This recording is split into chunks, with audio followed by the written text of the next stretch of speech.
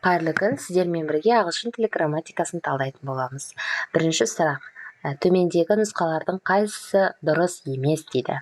Сонымен, мына жерде біз бірінші бақылап отырмыз, барлығы зат есім, иә? Зат есім ол бізде негізінен екі түрге бөлінеді. Саналатын және саналмайтын деп. Саналатын зат есімдерге бізде көпше түрде, міндетті түрде s қосылады. Ал саналмайтынға біз, мысалы, сүтті алатын болсақ, оған s қосылмайды. Енді қарайық. Wolves деген ол бізде қасқыр. Оның бастық формасы wolf. Children дегеніміз балалар. Оның бастапқы формасы child болады.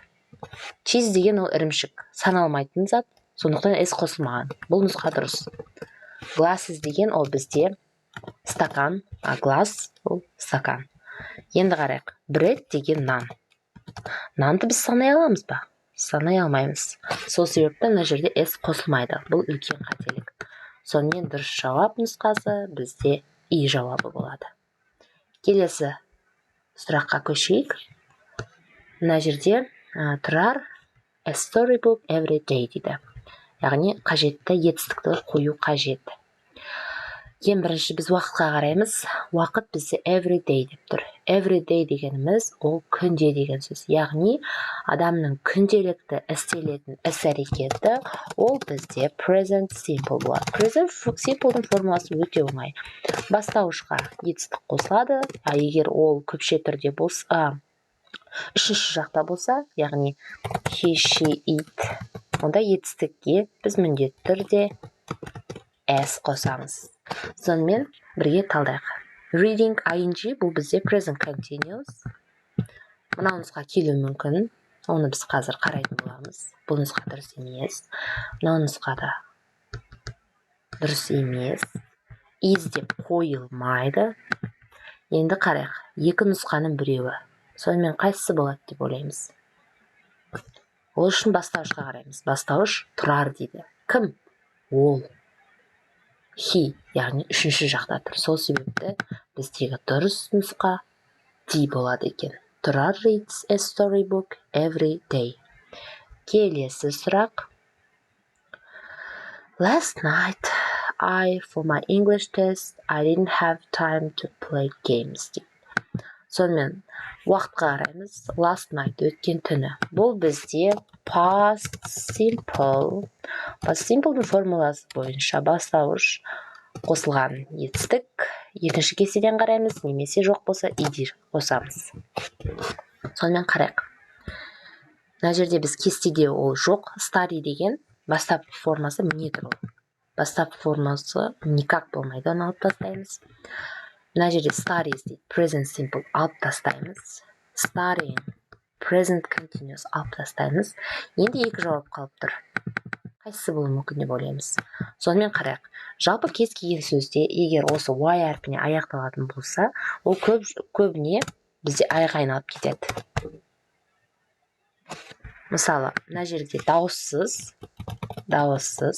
Содан кейін бізде осы y әрпі болатын болса, ол міндетті түрде I әрпіне айналып кетеді. Енді қарайық.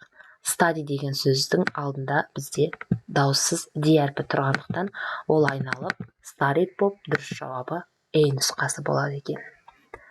Келесі сұраққа көшеміз.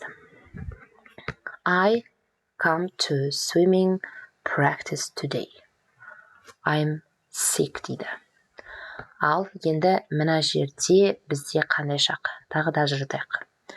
Мына жерде негізі мен ауырып тұрмын дейді.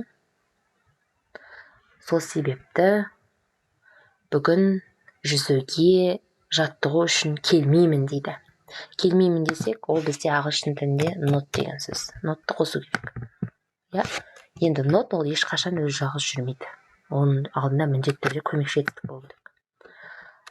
Going to болмайды, себебі not деген сөз жоқ.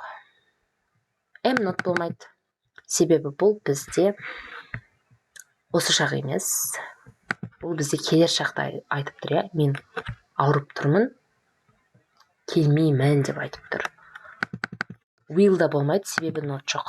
Сол кезде бізде дұрыс мағынасы won't. Яғни won't деген мында will мен not деген екі сөздің қосындысының қысқарған түрі. Осы нұсқа бізде дұрыс болады екен. Болашақта, келер шақта болымсыз түрі. Келесі.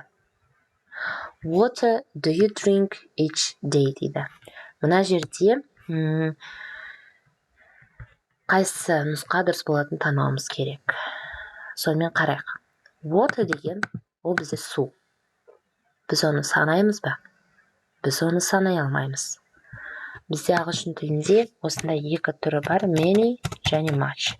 Many деген ол саналатын заттарға қолданылады. Мысалы, many books. А much деген ол саналмайтындарға. Much milk деген сияқты. Сонымен бізде мына жерде жалғыз дұрыс нұсқасы ол D жауабы болады екен.